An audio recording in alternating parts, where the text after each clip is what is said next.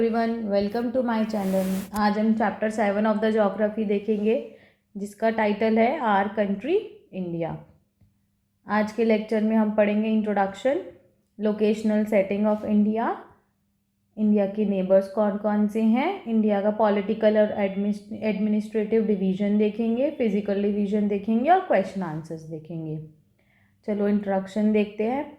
अब आपको पता ही है कि इंडिया बहुत बड़ा है, 7th largest country in the world है, 7th largest country in the world है इंडिया। तो उसका जो नॉर्दर्न एक्सपेंस है वो ये है, सदर्न में ये है, वेस्टर्न में ये है, ईस्टर्न में ये है। तो जो नॉर्दर्न एक्सपेंस है वहाँ पे हमें मिलेंगे हिमालयाज, वेस्ट में हमें मिल जाएगा अरेबियन सी,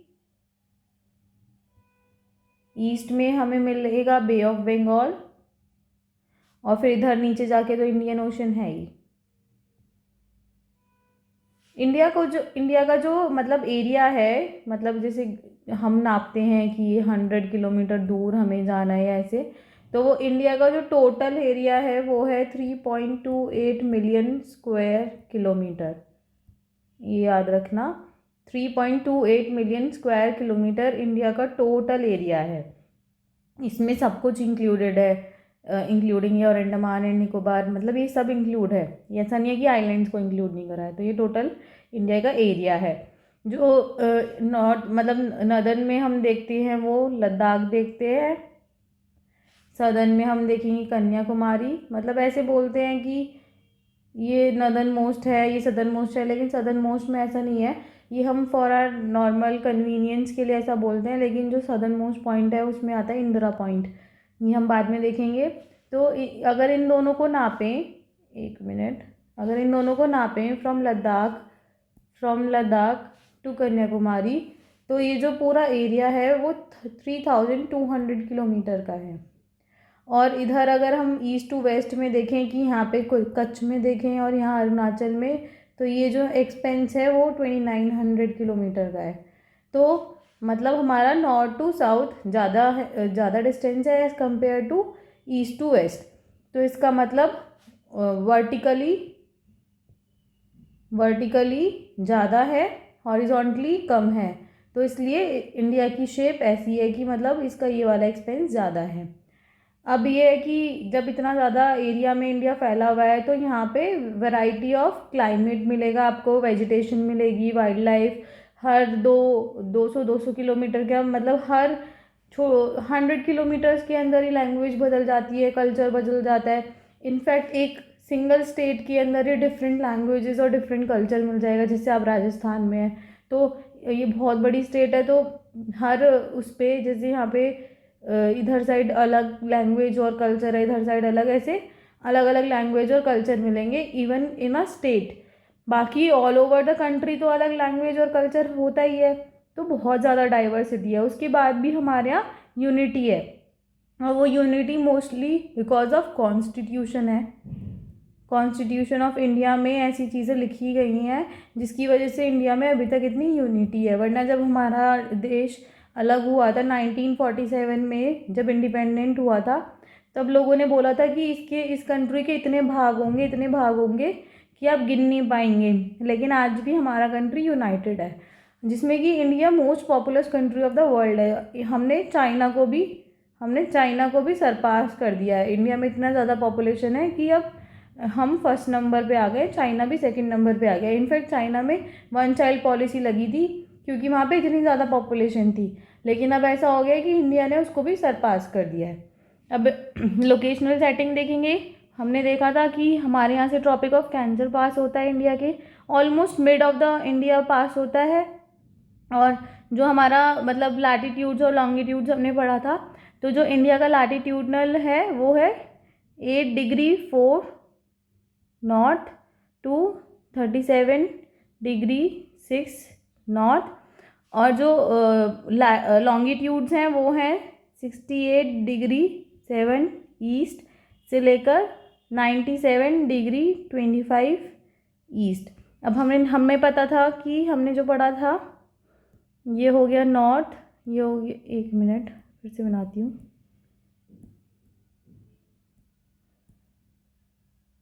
नॉर्थ, साउथ, साउथ, नॉर्थ, लेकिन ये वेस्ट का है, ये ईस्ट का है। तो इंडिया ईस्ट की साइड है, इसलिए जो इंडिया की लॉन्गिट्यूड्स हैं वो ईस्टर्न है। 68°7 ईस्ट मतलब ईस्टर्न साइड है। 297°25 ईस्ट। और ऐसी नॉर्थ इसलिए है क्योंकि इंडिया इक्वेटर से ऊपर है। ये अगर हमारा ये अर्थ है तो इंडिया इक्वेटर के ऊपर है। यहाँ ये ट्रॉपिकल लेवल्स पे है, ट्रॉपिक्स में एग्जिस्ट करता है, मतलब हाफ पोर्शन ट्रॉपिक्स में, मतलब जहाँ से कैंसर पास हो रहा है उसके ऊपर ये टेम्परेट जोन में भी आता है। तो इसलिए इसका लॉन्गिट्यूडनल और लैटिट्यूडनल जो है एक्सटेंट वो नॉर्थ और ईस्ट फॉर्म में है। ईस्ट फॉर्म इसलिए ले रहे हैं क्योंकि हम जो हमने प्राइम मेरिडियन पढ़ा था उसके ईस्ट साइड है, और साथ ही हम वैसे भी अगर हम लॉन्गिट्यूड्स वाइज देखें तो वैसे भी हम ईस्ट की साइड हैं, इसलिए हम ईस्ट में हैं। और अब हमें ये पता है कि जब इतना ज़्यादा लॉन्गिट्यूडनल एक्सटेंट है, मतलब आप देखो 68 अगर रफ आइडिया लें 297 तो 29 डिग्रीज़ का फ़र्क आ रहा है। तो 29 डिग्रीज़ में अब हमने पढ़ा था 1 डिग्री पे टाइम चेंज हो जाता है, टाइम चेंज हो जाता है 1 डिग्री पे भी। तो जब 29 डिग्रीज़ का डिफरेंस आ रहा है तो यहाँ पे अराउंड 2 आवर्स का डिफरेंस आ जाता है from the very west to very east. तो इसलिए हमने स्टैंडर्ड टाइम पढ़ा था कि इंडिया में स्टैंडर्ड टाइम रखा हुआ है IST जिसको बोलते हैं 82°30 ईस्ट पे, वो हमारा स्टैंडर्ड टाइम है। ये हमने लॉन्गिट्यूड्स और लैटिट्यूड्स में पढ़ा था, IST बोलते हैं। इसके अकॉर्डिंग अब ऑल ओवर इंडिया में सेम टाइमिंग चलता है। वरना क्या होता है, जो ईस्ट की साइड है सनराइजेस फ्रॉम द ईस्ट, तो जब कोई यहाँ रह रहा है, कोई अरुणाचल में रह रहा है, अरुणाचल प्रदेश में, सपोज वहाँ पे 6 बजे सनराइज हो गया, तो वो सनराइज गुजरात में 8 बजे होगा 8 AM पे। ऐसे ही यहाँ पे अगर आप यहाँ रह रहे हैं तो यहाँ 7 बजे के आसपास हो जाएगा। तो ये इसलिए ही है क्योंकि इतना ज़्यादा लैटिट्यूड और लॉन्गिट्यूड्स का डिफरेंस है, मतलब लॉन्गिट्यूड्स का डिफरेंस है, इसलिए सन का राइज का टाइम अलग हो जाता, इसलिए एक स्टैंडर्ड टाइम सेट कर दिया है। तो यहाँ पे ईस्ट वाले लोगों के लिए जो सुबह होती है वो काफ़ी जल्दी हो जाती है, लेकिन जो वॉच का टाइमिंग होता है वो उधर ही, मतलब वॉच का टाइमिंग सेम रहता है ऑल ओवर द कंट्री। आप अगर इधर नॉर्थ ईस्ट घूमने जाएंगे तो यहाँ 8 बजे तक रात को सब कुछ बंद हो जाता है, क्योंकि अकॉर्डिंग टू इधर नॉर्दर्न प्लेन्स में या इधर की साइड इनके अकॉर्डिंग तब कि 10 बज रहे होंगे। मतलब अगर देखा जाए यहाँ पे सन 2 घंटे पहले निकल रहा है, तो जब सन 2 घंटे पहले निकल रहा है तो ये लोग उसके अकॉर्डिंग अपना लाइफस्टाइल एडजस्ट करते हैं, उसके अकॉर्डिंग अपना शेड्यूल बनाते हैं डेली का। तो 8 बजे तक यहाँ पे सब कुछ बंद हो जाता है। 8 बजे के बाद ऐसे आपको यहाँ पे कुछ घूमने का नहीं मिलेगा, ऐसा कुछ नहीं होता है कि आप बाहर जाके घूम सकते हो या कुछ खुल रहा होगा। मोस्टली 8 बजे तक सब कुछ बंद हो जाता है, ऐसा हो जाता है यहाँ पे अगर आपका कोई रिश्तेदार रहता हो तो आप उससे पूछ सकते हो। तो हमने ये भी देख लिया कि टाइम का मतलब 1 डिग्री पे 4 मिनट का फ़र्क आता है, तो इसलिए 2 घंटे का फ़र्क, 2 घंटे के अराउंड का फ़र्क आ रहा था, इसलिए हमने IST सेट करा हुआ है। अब इंडिया के नेबर देख लेते हैं। इंडिया के 7 नेबर हैं। पहला अफ़गानिस्तान, दूसरा पाकिस्तान, तीसरा चाइना, चौथा नेपाल, पांचवा भूटान, छठा बांग्लादेश, सातवां म्यांमार। 2 नेबर्स हमारे आइलैंड नेबर्स भी हैं, उसमें मालदीव्स और श्रीलंका। जो श्रीलंका है वो यहाँ से पाक स्ट्रेट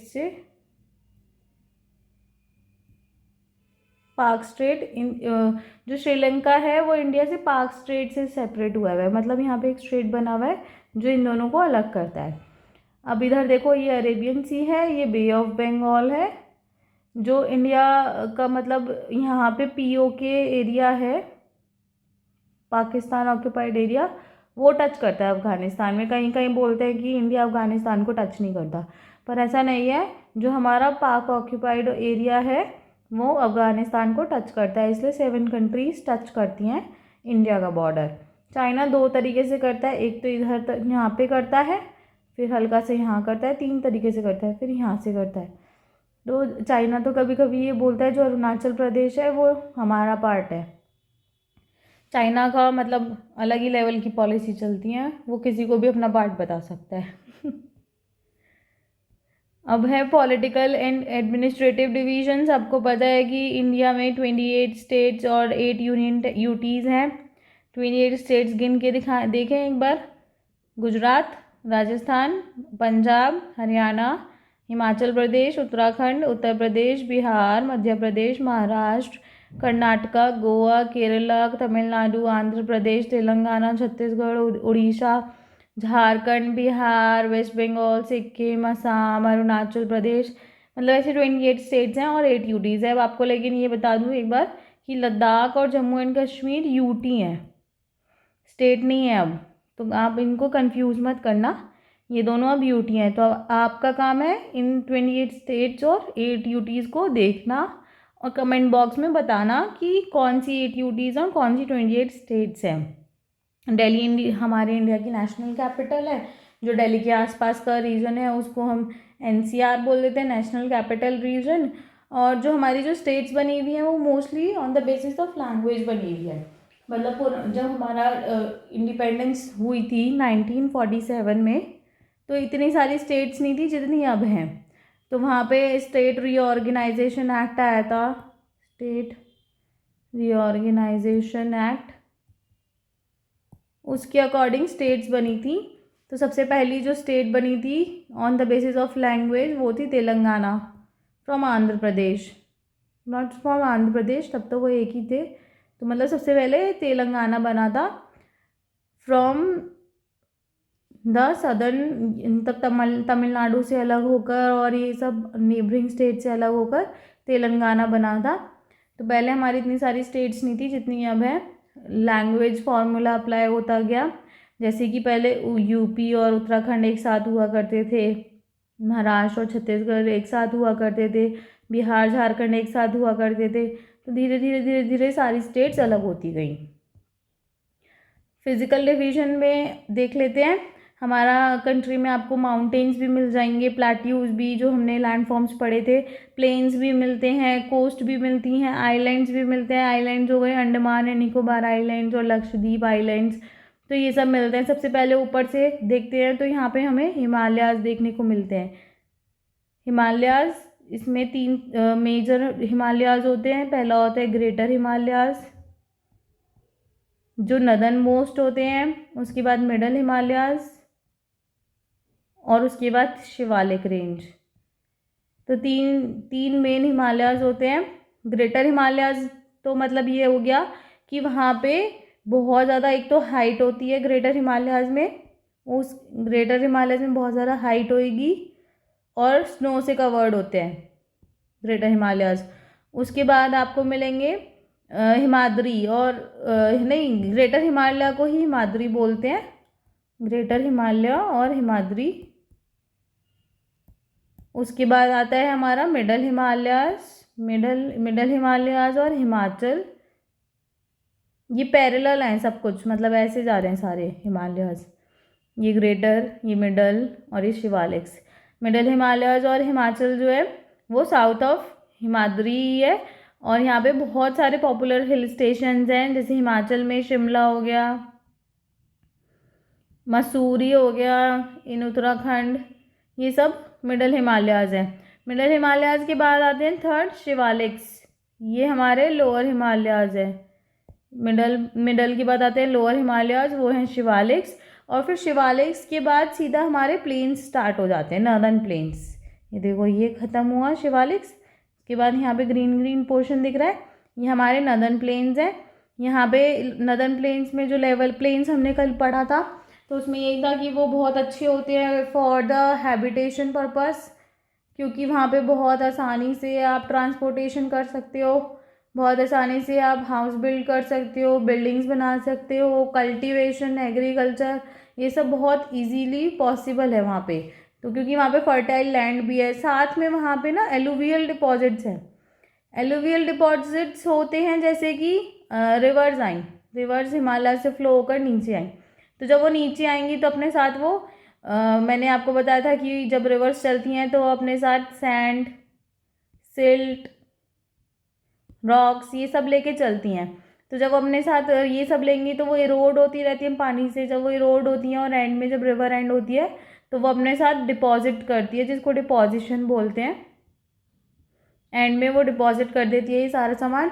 तो इसलिए जो ये प्लेन्स बने हुए हैं वो एल्यूवियल डिपॉजिट से बने हुए हैं, क्योंकि रिवर्स ऊपर से आ रही हैं तो वो यहाँ पे एल्यूवियल डिपॉजिट बना देती हैं और ये मोस्ट फर्टाइल होते हैं। और जब हमने प्रॉपर्टी में देखा था तो यही है कि जब मोस्ट फर्टाइल है तो वो गुड फॉर कल्टीवेशन है, गुड फॉर कल्टीवेशन।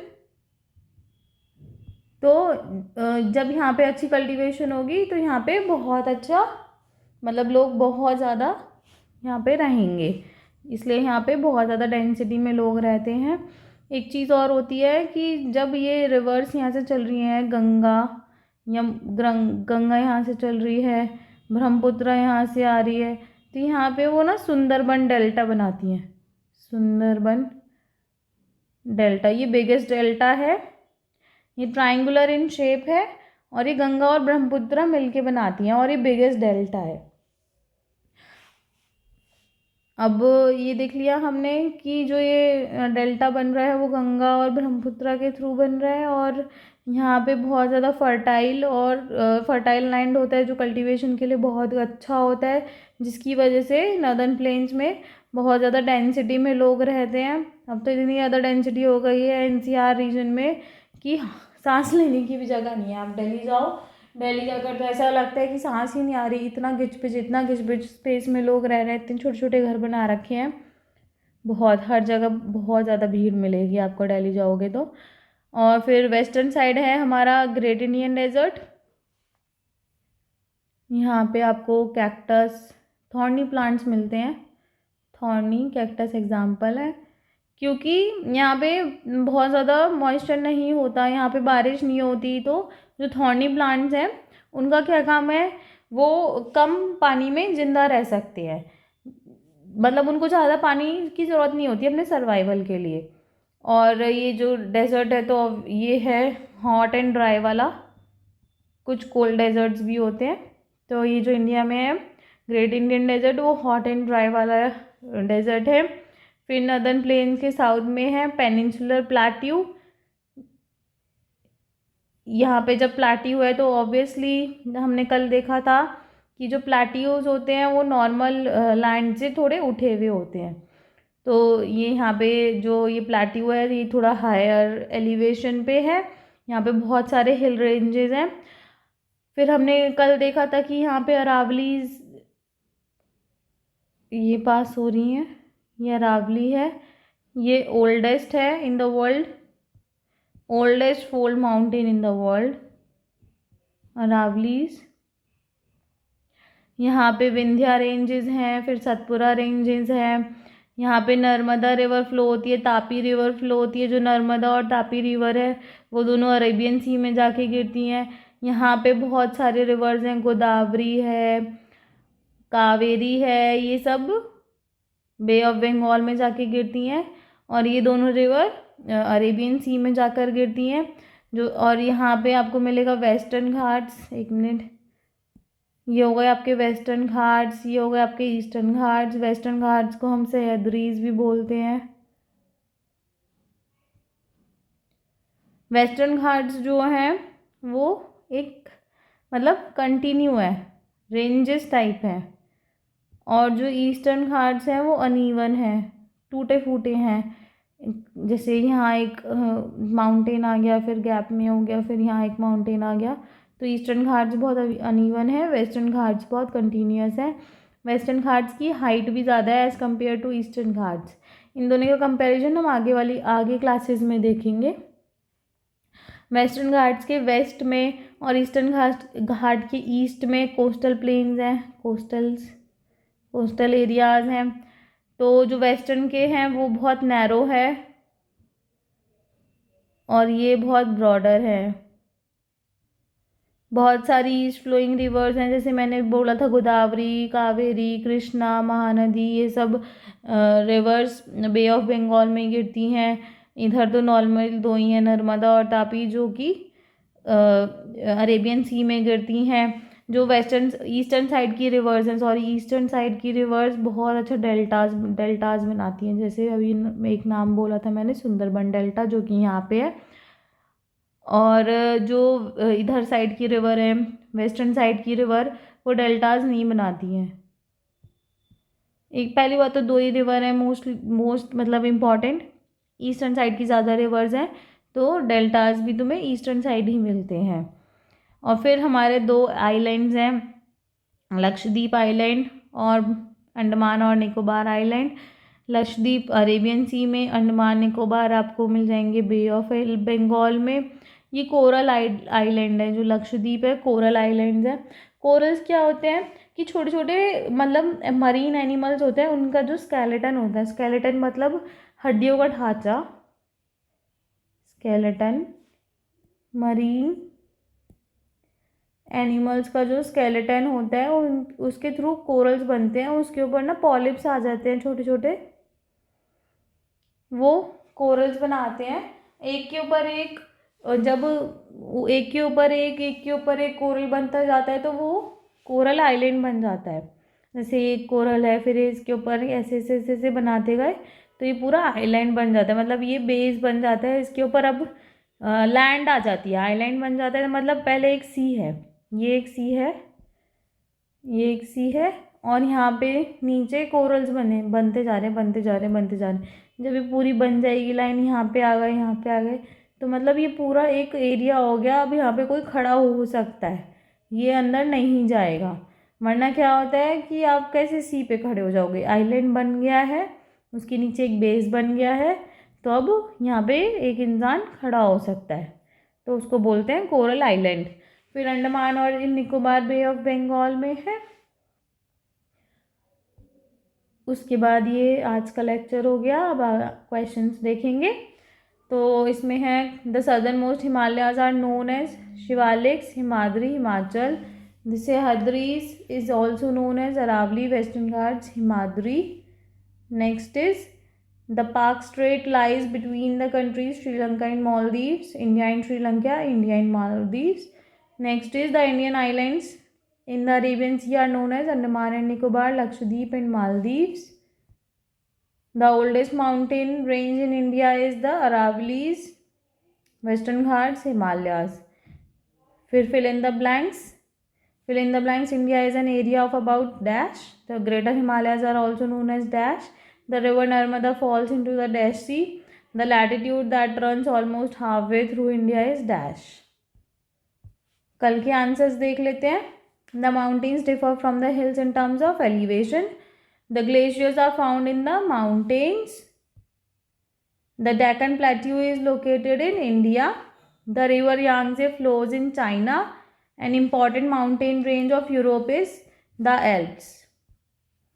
फिर फिल इन द ब्लैंक्स देख लेते हैं। A dash is an unbroken flat और low level land, a plain. The Himalayas and the Alps are example of fold mountains. The dash areas are rich in mineral deposits, plateaus. The dash is a line of mountains range. The dash areas are most productive for farming, plains. ये तो हमने आज भी देखा कि planes में बहुत ज़्यादा फर्टाइल लैंड होता है, तो इसलिए बहुत ज़्यादा प्रोडक्टिव फार्मिंग होती है वहाँ पे। Thank you for watching my video. अगर आपको मेरी वीडियो पसंद आती है तो लाइक शेयर एंड सब्सक्राइब करें और आज के आंसर्स कमेंट बॉक्स में बताएं। और अगर आपको मेरी वीडियो में कुछ समझ नहीं आ रहा है या आपको कुछ अच्छा नहीं लग रहा तो मेरे को कमेंट करके बताएं क्या पसंद नहीं आ रहा, मैं उसको इम्प्रूव करूँगी। Thank you.